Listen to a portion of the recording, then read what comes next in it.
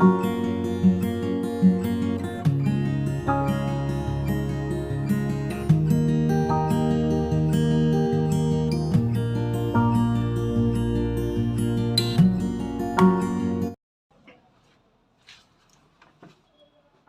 माता दी मित्रों, सभी साथियों को नमस्कार।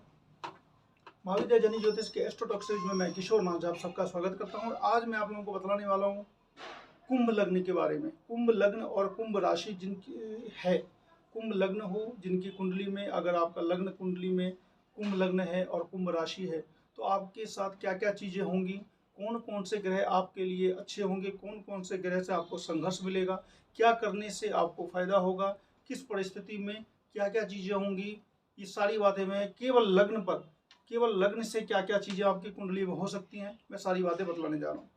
कुंभ लग्न, कुंभ लग्न जो होता है उसका जो लग्नीश होता है यानी कि नंबर 11 आपके कुंडली में, अगर सबसे पहले हाउस में अगर 11 नंबर लिखा हुआ है तो इसका मतलब है कि आप कुंभ लग्न है। और कुंभ लग्न का जो स्वामी होता है, जो लॉर्ड होता है, वो शनि होते हैं। और शनि अगर आपका अच्छा है, यानी कि लग्नेश वैसे भी कहा जाता है कि ब्रेन होता है कुंडली का, तो अगर शनि आपका अच्छा है तो आपके लिए बहुत ज़्यादा अच्छा रहेगा। शनि अच्छा कब होगा, कोई भी ग्रह अच्छा कब होता है, जब वो अपने घर में हो, स्वगृही हो, मित्र ग्रही मित्र के घर में हो, अपने घर में हो, उच्च का हो, शुभ ग्रहों से दृष्ट हो। ये 3-4 कंडीशन होती हैं। अगर ये ऐसी कंडीशन किसी भी ग्रह के साथ होती है तो वो ग्रह अच्छा होता है और वो ग्रह आपके लिए फिर फायदा करता है।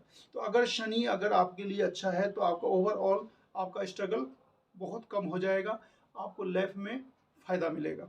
इसके बाद ये शनि और मंगल वैसे तो क्रूर ग्रह हैं, निश्चित रूप से आपको पता होगा कि सूर्य, शनि, मंगल और राहु, ये 4 ग्रह जो होते हैं ये क्रूर ग्रह कहलाते हैं, जिसमें सूर्य की क्रूरता थोड़ी कम होती है, लेकिन शनि, मंगल, राहु क्रूर ग्रह होते हैं। और अगर इनका जिस किसी संबंध से, जिस किसी भाव में इनकी दृष्टि पड़ती है, जिस किसी भाव से इनका संबंध बनता है, तो कहा जाता है कि पृथकता वाला रोल बनता है, यानी पृथकता कर देते हैं, यानी कि उस भाव से, उस जातक का जो भाव, जिस जातक को वो चीज़ उससे मिलनी है, उस चीज़ में उसको डिले हो जाता है। इसको इस भाव से समझ सकते हैं कि मान लिया जाए 7th हाउस शादी का घर है, और अगर उस 7th हाउस को शनि, मंगल, राहु, सूर्य से प्रभावित हो जाए तो शादी में विलंब हो जाएगा। पंचम भाव मान लिया संतान का घर है, अगर इस भाव पर शनि, मंगल, राहु, सूर्य का प्रभाव पड़ेगा तो संतान में डिले होगा। यानी कि जिस हाउस का जो भाव है उससे जो चीज़ें मिलती हैं, अगर उस पर शनि, मंगल, राहु का संबंध बनेगा तो वो चीज़ आपसे दूर हो जाएगी। तो इसीलिए कहा जाता है कि ये तो लगने से शनि है, ऊपर से जो मंगल है, मंगल तृतीय से है और 10वें से, अगर ये दोनों मिलकर अगर किसी भाव पर में दृष्टि देते हैं तो भले ही यहाँ पर लग्नेश है शनि, लेकिन मंगल के साथ मिलकर के उस चीज से आपको दूर कर देगा। लेकिन ये बातें होती है कि अगर अष्टम भाव पर भी ये दोनों मिलकर दृष्टि देते हैं तो अष्टम भाव मृत्यु का है, तो मृत्यु से अलग कर देने का मतलब ये हो गया कि वो आपको दीर्घायु बना देगा।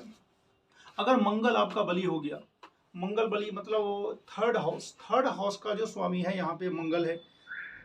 कुंभ लग्न की कुंडली में तीसरे भाव में 1 नंबर लिखा हुआ है, उसका स्वामी मंगल होता है। मंगल कारक भी है तीसरे भाव का। तो मंगल अगर बली हो गया, मान बलवान हो गया, बलवान कैसे हुआ कोई ग्रह, या तो वो मकर का राशि का हो जाए, मकर राशि यानी कि उच्च का, या फिर वो अपने घर में हो। अपने घर में कैसे होगा, 1 नंबर में या 8 नंबर में, या तो मेष में या फिर वृश्चिक में। यानी कि मेष में, वृश्चिक में और मकर राशि का 1 नंबर, 8 नंबर और 10 नंबर का मंगल अगर आपकी कुंडली में कहीं पर भी है और किसी शत्रु ग्रह से दृष्ट नहीं है तो मंगल आपका काफ़ी अच्छा माना जाएगा। और मंगल का अच्छा होना इसका मतलब ये हो गया कि आपका जो सहोदर है, आपके जो भाई की स्थिति अच्छी बनेगी। मंगल बली होकर छोटे भाई का सुख देता है, पराक्रमी बनाता है, राजसी प्रकृति देगा आपको और राजकीय कार्य में लेकर जाएगा, यानी कि आपको लेकर जाएगा गवर्नमेंट सेक्टर में। तो मंगल आपका अच्छा होना चाहिए। मंगल वैसे भी अच्छा होना चाहिए, 10th हाउस का लॉर्ड है, 10th हाउस का लॉर्ड अगर अच्छा होगा तभी आपको नौकरी भी मिलेगी। अगर 10th हाउस के लॉर्ड अगर अच्छा नहीं है, भले ही वो कितना ही मजबूत क्यों ना हो, लेकिन अगर उस पर किसी खराब ग्रह की दृष्टि अगर पड़ गई मंगल पे, यानी कि शनि की दृष्टि पड़ गई, राहु की दृष्टि पड़ गई, तो वो आपके लिए ज़्यादा स्ट्रगल लाएगा, खास करके नौकरी में। तीसरा भाव भी नौकरी का होता है, 10वां भाव भी नौकरी का होता है।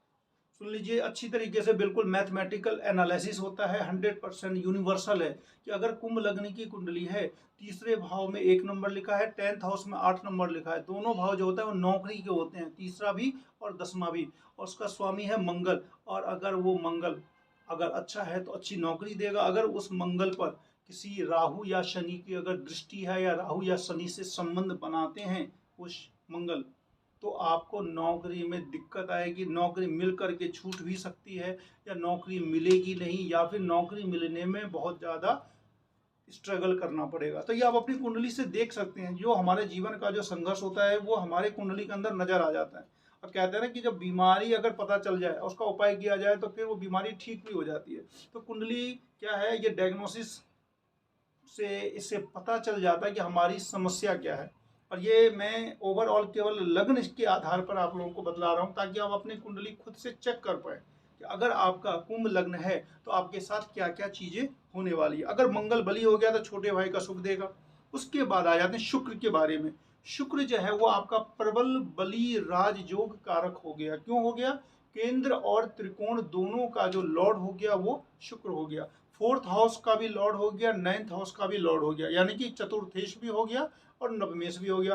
4th हाउस केंद्र हो गया, 9th हाउस त्रिकोण हो गया। तो जब किसी कुंडली में केंद्र और त्रिकोण का स्वामी अगर एक ही ग्रह होता है तो वो प्रबल बली राजयोग कारक होता है। तो शुक्र आपकी कुंडली में कारक ग्रह हो गया, प्रबल बली राजयोग कारक हो गया। अगर शुक्र आपका अच्छा है तो निश्चित रूप से 4th हाउस क्या क्या चीजें होती हैं? भूमि, भवन, वाहन और माता, इन 4 चीजों से आपको निहाल कर देगा। समाज में आदर भी मिलेगा। 4th हाउस जो होता है वो जनता का होता है, तो अगर 4th हाउस का लॉर्ड अगर अच्छा है तो आपको जनता में, समाज में आपको सम्मान भी मिलेगा। खास करके जितने भी बड़े राजनेता होते हैं उनका तो 4th हाउस बहुत ही ज्यादा बलवान होता है। जब तक 4th हाउस मजबूत नहीं होगा लोग उनको वोट ही नहीं देंगे। समाज में जब तक आपको आदर नहीं मिलेगा तो कुछ नहीं होगा। तो 4th हाउस का मजबूत होना खासकर राजनेताओं के लिए तो बहुत ज़्यादा जरूरी माना जाता है। तो अगर आपका कुंभ लग्न की कुंडली में अगर शुक्र आपका अच्छा है तो आपको निश्चित रूप से ऐश्वर्य की प्राप्ति होगी। भूमि, भवन, वाहन, माता और इलेक्शन में वोट, ये सारी चीज़ें आपको मिलेगी। लेकिन अगर शुक्र फिर निर्बल हो गया, मान लिया शुक्र आपका निर्बल कैसे होगा? नीच हो जाए, मीन राशि में चला जाए, परम नीच हो जाए, नवमांश कुंडली में भी कन्या लग्न कन्या राशि में चला जाए, या फिर अपने शत्रु सूर्य से दृष्ट हो जाए, या फिर पाप कर्तरी योग में चला जाए। कोई भी ग्रह, कोई भी हाउस अगर पाप कर्तरी योग में चला जाता है तो समझिए कि वो सीज हो जाता है। किसी को सीज करना हो तो आगे और पीछे दोनों तरफ उसका शत्रु को बैठा दीजिए। घर में कोई बैठा है तो घर के दोनों तरफ गेट पर अगर उसका शत्रु बैठ जाए या उसका दुश्मन बैठ जाए तो उसकी क्या परिस्थिति होगी? यही परिस्थिति होती है पाप कर्तरी योग। ग्रह जहाँ बैठा है उसके पीछे भी पापी ग्रह है, आगे भी पापी ग्रह है। खासकर वो पापी ग्रह अगर उसके शत्रु हैं तो जो नेगेटिव फल है वो बहुत एक्सट्रीम हो जाता है, बढ़ जाता है। तो इसीलिए शुक्र जो है वो अगर आपका अच्छा नहीं है, किसी भी तरीके से हो सकता है नीच हो जाए, शत्रु के घर में चला जाए, शत्रु से दृष्ट हो जाए, या पाप कर्तरी योग में चला जाए, तो भूमि, भवन, वाहन या फिर इलेक्शन, इन सब में आपको नुकसान पहुंचाएगा। अब आती है बात चंद्रमा की। चंद्रमा अगर आपका बलवान है, चंद्रमा क्या है ना, आपके ननिहाल का इंडिकेशन दे रहा है। यहाँ पे चंद्रमा यहाँ पे आपके ननिहाल का इंडिकेशन दे रहा था। चंद्रमा बलवान है तो आपके ननिहाल में सब बहुत ज़्यादा खुश रहेंगे, खूब अच्छे से रहेंगे, वहाँ पे सबका भाग्योदय होता रहेगा। लेकिन अगर चंद्रमा आपका कमजोर है तो ननिहाल में किसी न किसी की तबीयत खराब हो सकती है, कोई ना कोई अरिष्ट आपके ननिहाल में से संबंधित सुनने को आपको मिल सकता है। अब बात आती है सूर्य की। सूर्य आपका है 7th हाउस का लॉर्ड। तो अगर सूर्य बहुत अच्छा है तो समझिए कि आपकी जो शादी होगी बहुत अच्छे घर में होगी, पत्नी के साथ बहुत अच्छी स्थिति रहेगी, सुखद दाम्पत्य रहेगा। लेकिन अगर वही सूर्य अगर ग्रहण योग में चला जाए, वही सूर्य पर शनि की दृष्टि पड़ जाए, उसी सूर्य में अगर वो परम नीच हो जाए, तो समझिए कि जो 7th हाउस का जो फल है वो फिर उसका निगेटिव फल मिलने लगता है। अगर कोई ग्रह अच्छा है तो, और वो ग्रह भी अच्छा है तो उसका आपको पॉजिटिव फल मिलता है। अगर कोई ग्रह आपका कुंडली के अंदर खराब है तो क्या होता है ना, उसका जो नेगेटिव फल है वो आपको मिलने लगता है। तो इस परिस्थिति में सूर्य अगर आपका अगर अच्छा है तो अच्छे घर में शादी होगी, दाम्पत्य अच्छा रहेगा, और हो सकता है कि शादी से आपका भाग्योदय भी हो। अब बात करते हैं शुक्र की। शुक्र आपकी कुंडली में सबसे बड़ा कारक ग्रह है। शुक्र आपका अच्छा होना ही चाहिए। अगर आपका शुक्र अच्छा नहीं है, अगर शुक्र की वजह से आपको समस्या लाइफ में आ रही है, तो शुक्र का उपाय आपको करना होगा। डायमंड पहने या फिर ओपल पहने। डायमंड काफ़ी कॉस्टली होता है, पहनना काफ़ी मुश्किल है हर किसी के लिए, सामान्य आदमी के लिए। तो उसकी जगह ओपल स्टोन आता है, ओपल पहने। ओपल पहनने से अगर 7th हाउस भी अफेक्टेड होगा, यानी कि अगर शादी का भी कोई प्रॉब्लम होगा तो वो भी सॉल्व हो जाएगा। इस तरीके से अब आप बात करते हैं कि आपकी कुंडली में जो सबसे अच्छे ग्रह क्या क्या हो गए। शनि हो गया, शुक्र हो गया, ये दो चीज़ें हो गई। नौकरी के जो मालिक हो गए वो मंगल हो गए, यानी कि मंगल को अच्छा करेंगे तो अच्छी नौकरी मिलेगी। शुक्र को अच्छा करेंगे तो आपको लाइफ टाइम जो है वो आपको अच्छा ही रहेगा, स्ट्रगल बिल्कुल जीरो हो जाएगा। और संतान का जो मालिक है वो है बुध। संतान का मालिक आपका जो है वो बुध है। तो बुध अगर बली हो जाए, संतान का भी मालिक है और साथ ही साथ वो आपका ब्रेन का मालिक, बुद्धि का मालिक, सब का मालिक बुध ही है। तो बुध के बारे में ये भी कहा जाता है कि बुध अगर अकेला है तो अच्छी बात है, अगर वो पापी ग्रह के साथ है तो पाप का फल देते हैं, और अगर अच्छे ग्रह के साथ है तो अच्छे का फल देंगे। तो आप अपनी कुंडली में देख सकते हैं कि बुध आपका किन के साथ है। अगर सूर्य के साथ है तो अच्छी बात है, हालांकि पापी ग्रह है सूर्य, लेकिन बुध सूर्य के साथ हमेशा अच्छा फल देते हैं, क्योंकि वो एक बुधादित्य योग बनाते हैं। तो बुध अगर आपका बुधादित्य योग में है तो निश्चित रूप से आप गवर्नमेंट जॉब में जाएंगे, बहुत अच्छी पढ़ाई करेंगे, साइंस की पढ़ाई करेंगे।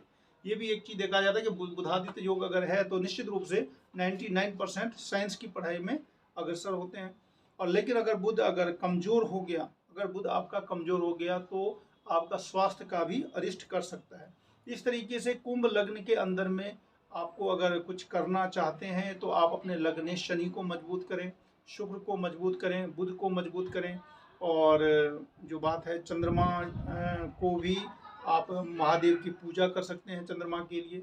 और कुंभ लग्न में कौन, जब आप दशा अंतरदशा की बात करते हैं तो जब कभी भी आपकी कुंडली में शनि की दशा या अंतरदशा, शुक्र की दशा अंतरदशा या बुध की दशा या अंतरदशा आएगी तो आपके जीवन में बहुत मतलब कि आप ये समझिए कि उस समय में आपका भाग्योदय होगा, उस समय में आपके लिए बहुत अच्छी स्थिति रहेगी। और अगर हम बात करते हैं कि कुंभ लग्न में कौन कौन सा जो आपका राशि है वो क्या क्या चीज़ें अच्छी होती है, तो शनि, शुक्र और बुध हमेशा शुभ फल देते हैं। शनि, शुक्र और बुध हमेशा याद रखिएगा, शनि, शुक्र और बुध हमेशा आपके लिए शुभ फल प्रदाता होंगे। कभी भी कुंडली में आप अपनी दशा और अंतरदशा देखेंगे, जब कभी भी शनि की, शुक्र की और बुध की दशा आएगी आपके लिए हमेशा अच्छा ही होगा। अशुभ ग्रह कौन सा है, तो चंद्रमा छठे भाव का मालिक है। तो चंद्रमा अगर कमजोर है तो उसके लिए आप महादेव की पूजा कर सकते हैं। और सभी और जितने ग्रह हैं वो मिड वाले फल देते हैं, किसी प्रकार का ना एक्सट्रीम पॉजिटिव ना एक्सट्रीम नेगेटिव। अब ये आती है कि आपके लिए शुभ राशि कौन कौन सी है जिनके साथ आपकी अच्छी मित्रता होगी या फिर दाम्पत्य अच्छा रहेगा। तो वृषभ, मिथुन, तुला, वृश्चिक और धनु। अगर ये जो मैंने आपको राशियां बतलाई, वृषभ राशि, मिथुन राशि, तुला राशि, वृश्चिक राशि और धनु राशि, इनके साथ आपका बहुत अच्छा बनेगा। आपके लिए लकी स्टोन कौन कौन सा है, तो एक तो आपका जो परबल बली राजयोग कारक आपका शुक्र है तो उसके लिए आपका डायमंड या ओपल हो गया। पंचमेश बुध हो गया तो इसके लिए पन्ना हो गया। और शनि के लिए जो होता है नीलम होता है, तो नीलम नहीं भी पहनेंगे, अगर शनि अच्छा है तो नहीं भी पहन सकते हैं, लेकिन ओपल और एमरल्ड ये आपके लिए ज़्यादा अच्छे स्टोन माने जाते हैं, जिनसे आपको केवल फायदा ही फायदा होगा।